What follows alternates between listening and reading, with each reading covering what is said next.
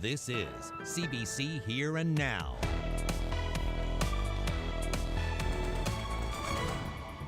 We haven't delayed the fishery, quite the opposite. We had another delay and we recommended a third because people weren't ready. A fisheries protest heats up in Green Bay during a confrontation between harvesters, the union, and the plant owner. Given the fact there's a pandemic, if you come from away, you best stay away. A warning from John Hagee to tourists as Bonavista discovers people coming from away to see icebergs like these from our video archives. Carol, the strange thing about this pandemic, you can still buy marijuana, but if you want to get your hair cut, you got to meet a stylist in a back alley. Well, we begin with the fishery. DFO has just confirmed that the crab fishery in this province has been delayed until May 11th. After 2 days of protests, shipments of crab made it to the processing plant in Triton this afternoon after a confrontation involving harvesters, the union, and the plant owner. Now, this is a very difficult situation for all of us this year. Every one of us. Very difficult. It's very difficult. And trying to navigate a fishery out of it this year is not easy. A court injunction was issued yesterday to remove the blockade in Southbrook, where about 50 harvesters were blocking trucks from delivering crab to the Triton plant. Police escorted the trucks from Southbrook along the road to Triton, but it was slow going because fishermen used their vehicles to keep traffic crawling. Once in Triton, the trucks encountered another blockade from workers who are concerned about being safe on the job during the pandemic. That has emotions running high. Maybe some people here today didn't even realize that we do 95% of crab from PEI and we need it. We need it because if we don't, it's going to close, right? And we need you fellas too. We need one another. So don't let Derek Butler and the companies get us apart. Because if we don't stand together, we're going down.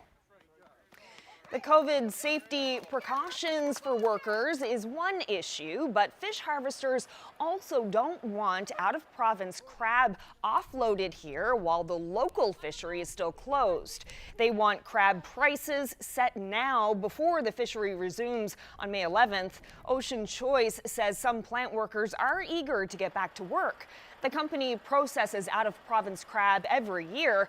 Ocean Choice President Blaine Sullivan and the FFAW's Dave Decker met privately late this afternoon, but this was after this public meeting in Triton. I'm not commenting on the reason for delays or criticizing the reasons for delayed. I'm just trying to get the facts out that 3 times the fishery has been delayed at the request of the FFAW. And this plant has been producing crab from the mainland for years. So we made the first in terms of a very clear consensus amongst plant workers and harvesters that we weren't ready. We had a delay, we had another delay, and we recommended a third because people weren't ready. After the company and union met, protesters disbanded and let the trucks through to unload the crab. You know, I think it's really a sign of all the anxiety around this year with COVID-19. And, you know, on both sides, processors, fishermen, we're really all in this together, and it's a difficult year to operate. And you know, so I think they wanted to be heard and express that. A blockade in Clarenville also ended this afternoon. FFAW representatives say the truck filled with crab from another province left the town around 1:30. Harvesters lifted the blockade that was in place since yesterday, allowing the truck to deliver its shipment to the plant in Glovertown.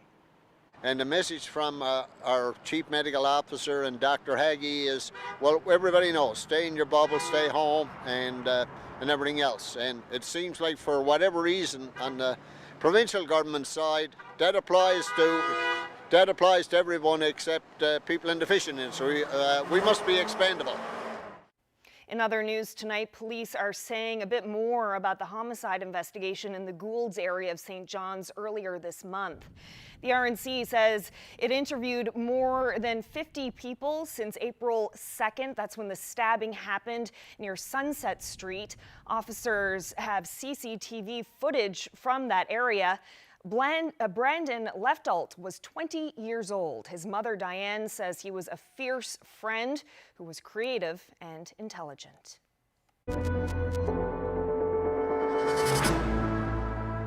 Well, the Violence Prevention Office in St. John's is hearing from more and more people in need of help. Usually, the office fields 1 to 2 inquiries per day. Since COVID-19 locked people inside their homes, the number of calls has risen to 6 or 7. People talking about how they're home and the stressors of being home with everybody, with children, with their abusive partners, and how their children are seeing it now more, because usually they were hidden from it, but now they're seeing it with violence increasing around, people yelling and screaming and pushing each other and stuff like that. And there's no out. Val Barter says there are offices stationed right across the province. She's encouraging anyone with questions or concerns to reach out by phone, email, or Facebook.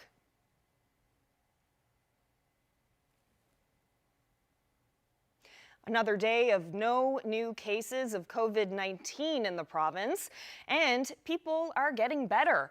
Another person has recovered since yesterday, which means there are currently 33 active cases of COVID-19 in the province right now.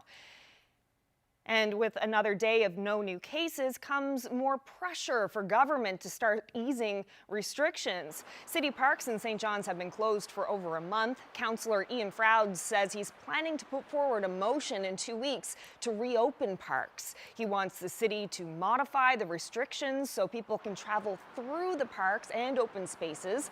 But he thinks the places where people gather, like playgrounds, sports courts, and dog parks, should remain closed. Well, parks are one thing, but what about businesses? The Canadian Federation of Independent Business is eager to see a reopening plan. So if this is the new environment within which we're supposed to operate, then it's incumbent upon government through public health officials to identify ways within which business owners can operate and provide that certainty, because many business owners right now are wondering what the future looks like for them. And if there's no light at the end of the tunnel, per se, then they're going to make decisions. And some of those decisions may involve not reopening once they have the opportunity to do so. And that's unfortunate.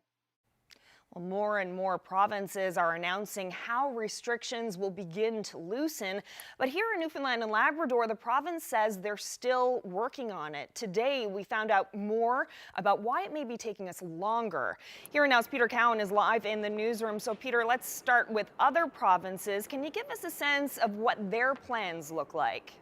Absolutely, Carolyn. And as we're seeing lots of provinces across the country start to unveil their plans, let me give you a flavor of what some of them looks like. And let's start with New Brunswick. They are starting to ease restrictions already. So, for example, university and colleges can open right now. Parks, golf courses, beaches, all back up and running. And you're also allowed to socialize with one other household. In Saskatchewan, on Monday, they're going to restart medical services like dentists, chiropractors, things like that. Outdoor activities like fishing and boating and campgrounds, they'll all be able to resume. And by May 19th, you'll be able to get a haircut. And even in Quebec, which has hundreds of new cases a day, they still have a plan that they're rolling out. Elementary schools and daycares in some of the areas that are less hard hit are going to open by May 11th. And in fact, just within the last hour, we saw PEI, the smallest province, unveil their plan starting on Friday. They're going to allow outdoor activities and small groups of different households to be able to get together. So why is it taking so long for this province to come up with its plan? Well, the health minister told us why today. You also have to look at the nimbleness of the 80 people in the province who are actually managing the nuts and bolts of pandemic and public health medicine at the moment. So they immediately switch from crisis management to crisis maintenance to planning for the next phase. And I think that requires a different mindset. So quite frankly, you've got to give people a little bit of a break at the weekend and allow them to be able to do things in a reasonable way. Now, we do know that that reasonable way that he's talking about is going to be a slow process. Don't expect the lifting of everything to happen in a quick period of time. In fact, there were lots of hints that some of the restrictions on things like travel are going to be ones that are with us for quite a bit longer. Carolyn? Thanks so much, Peter. That's Here and Now's Peter Cowan reporting live. Well, it seems public health rules around COVID-19 aren't stopping some out-of-province tourists from visiting the Bonavista area. Right now, any visitors to this province must self-isolate for 14 days, but locals noticed a surge in visitors this past weekend. If you were at Cape Bonavista 2 days ago, you would have seen over a dozen license plates from Montana, Florida, Texas, lots of Nova Scotia, New Brunswick, and Quebec. And Bonavista Mayor John Norman doesn't believe any of them isolated for 2 weeks. He says those visitors put residents at risk, and some tourists have been reported to the authorities. Norman says he also heard about some locals aggressively confronting tourists. People are very concerned, very upset. They're very protective right now because, as I said, we have no virus known in the area. They want to keep it that way. They're very anxious over tourism. They're very anxious over the fishery opening, potentially. So this has created a bit of a tinderbox, and that is a very delicate situation to manage. I am urging people to just keep their distance, leave it to the authorities, report what you see, but please do not engage. It's not helpful for you. It's not helpful for the visitor. It's just not needed right now. I know how they feel, and I sympathize, and I feel very strongly as well, but we have to remain calm and deal with it in a professional manner so we don't damage the reputation of our tourism sector and the Bonavista region. Well, Health Minister John Haggie says the reports of tourists ignoring the requirement to self-isolate for 14 days will likely lead to even tighter restrictions around travel to this province. Our assumption, and it's obvious that that assumption is flawed, has been that the only people who would be coming across on that ferry would be traveling for essential purposes. That is an enforcement issue, and certainly that will be addressed. Given the fact there's a pandemic, if you come from away, you best stay away. Well, many of us are starting to feel the absence of a particular industry, haircutting. Hair salons and barbers have been closed for more than a month now. Anthony joins us now with more on the industry. And Anthony, you have some haircutting advice too. Well, we're in this new period of scruffiness where you can't find hair clippers like these or hair cutting scissors like these in any shops. They're sold out. And that's because all of the salons and barbers, because of COVID-19, closed their doors, and you see them if you go to where you usually get your hair done. 1,500 people work in that industry, Carolyn, and 90% of them are women, all of them trying to find EI or to qualify for some of the federal pandemic assistance. So we thought we would ask one stylist, G. Sikwan of G Salon, for some advice, and he offered tips starting with the men.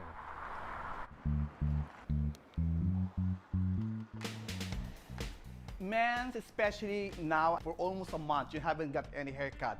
I would suggest the best thing you can do is just clean up or little trim on your bangs area or even at the side thing, so you don't have to do the typical haircut. If you have a scissor or razor at the house, it's all good. The difference of this scissor, you just got cut blunt. But if you're using this razor, at least you're gonna get some texture. It should be the diagonal thing and not to cut it when it's dry. I would suggest damp hair if you use scissor. For the men who really have a very long bangs, normally the hair grows after 5 to 6 weeks. It goes up to the eyebrows. So what I'm going to do to the men, okay? Get a small triangle on your head, a small triangle, tiny, and pull it a little bit, put some resistance, and then twist it. Get a piece of sharp scissor, cut it like ½ inch away, and then check it out. You just only do it little by little. Okay, for the clipper, especially for the man, I would suggest get a bigger guard. Start for the guard number 5, then we have 4, we have 3, and gonna 2. It depends how short you're gonna do. If this big guard. You can use it for the men's. You can just scrape it going down. It won't cut a lot. So you can see some tiny hair goes, at least, you don't have to cut abruptly. Just clean it up. So you will see not a lot of hair gonna be taken out to your hair. Men's, there's no disaster going on. Actually, it's time for us to relax. At least you have to check another style. Play with it, okay? There's no such rule. If you have long hair, you'll be bad. No, no, no, no. The good thing, we're here to give you more advices for free. And please don't stress out. Well, tomorrow is a very exciting day also for the women's because we have to toggle how to do the root touch-up properly, especially for the bangs, and some simple cleanup for the women's also, and how to style it here. Well, Anthony was also looking a little scruffy. Here he is before his at-home pandemic haircut, but here he is after, neatly coiffed, after his wife gave him a trim. Much better for sure. And here's the before and after of another colleague, Zach Gowdy. Quite the improvement there as well. And we would love to see your before and after photos too. So please send them along by emailing them to us to hereandnow.nl@cbc.ca, or you can just send a tweet to Anthony @AnthonyGermain. And tomorrow night we will get haircutting tips for folks out there with longer locks.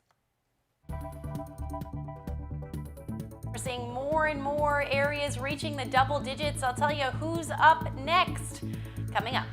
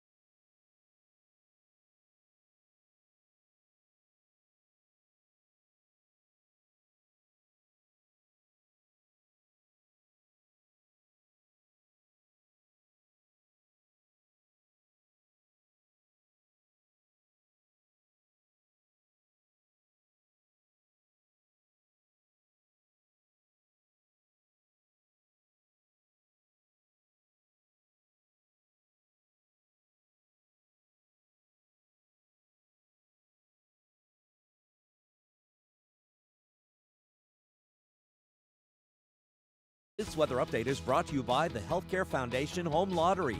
Bonus deadline is midnight Friday, May 15th.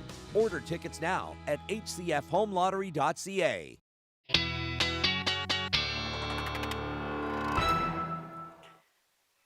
Boy, do those winds play a role in the temperatures, especially if you were in that northeast flow today. Let's take a look at the numbers. Ranged anywhere from 2 to as much as 4 degrees along the northeast. And the hot spot was actually the Rec House area earlier this afternoon, reaching a high near 11 degrees, 10 in Happy Valley, Goose Bay, and then Lab City, much warmer, sitting around 8 degrees as your afternoon high today. So we do still have that area of low pressure down to the south of us. It's bringing lots of snow for eastern areas of Nova Scotia. And then we do have all of that cloud cover in play across the island right now. We're starting to see some breaks in that cloud cover, and that will generally continue as we head through the night tonight, as we've got that ridge of high pressure to the north, keeping that low very much south of us. And that's going to move right out of the way as we head through the night tonight, but those winds are going to stay brisk again along the south. So you're looking maybe 70, 80 kilometer per hour winds.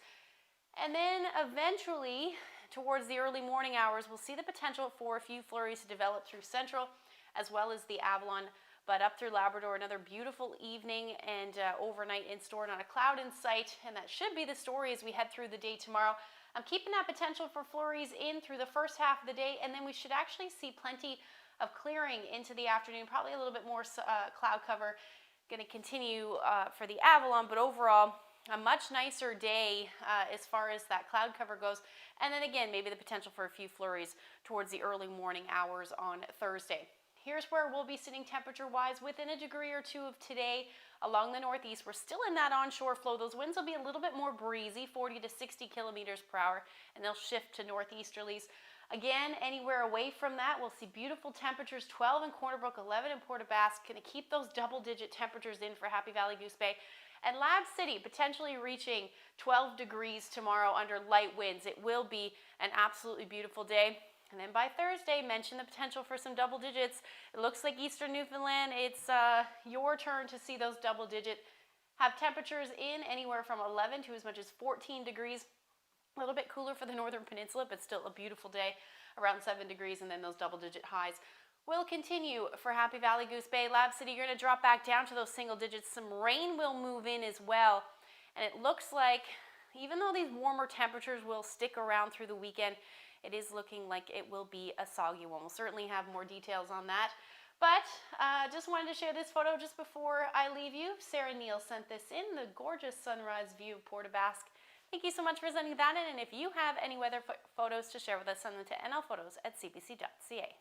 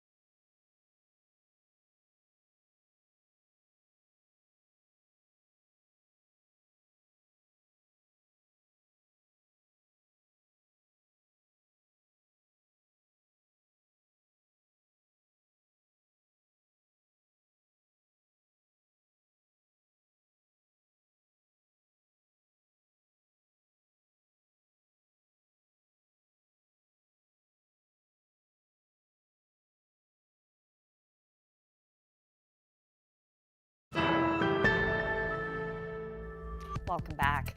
Well, today is a national day of mourning in Canada, the annual day to remember those who have suffered workplace injuries, illnesses, or death.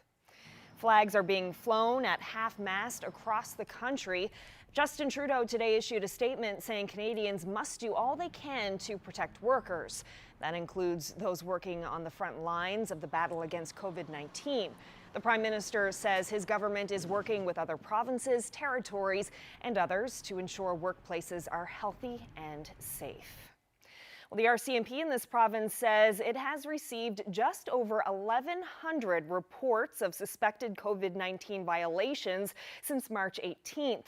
No charges have been laid in the 916 cases that have been concluded, and the remainder are still under investigation.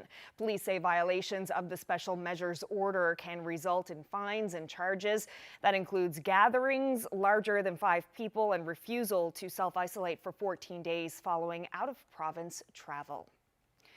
Margaret Trudeau was admitted to hospital last night following a fire in her Montreal apartment building.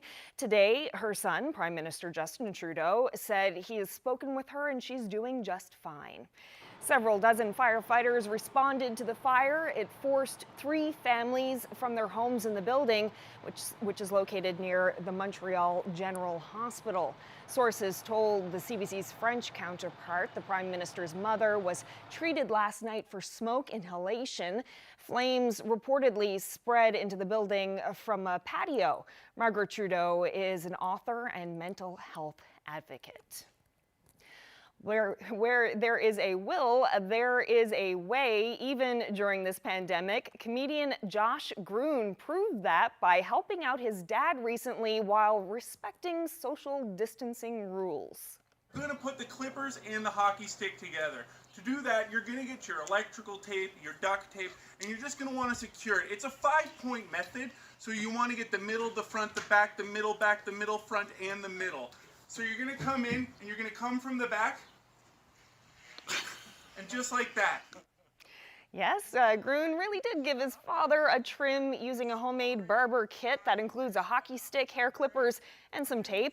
Groon, who is based in Calgary, advises others who try it to be delicate and go slowly. No doubt his father couldn't agree more. Well, if you were within eyeshot of Toronto's CN Tower last night, you may have seen a pretty colorful sight.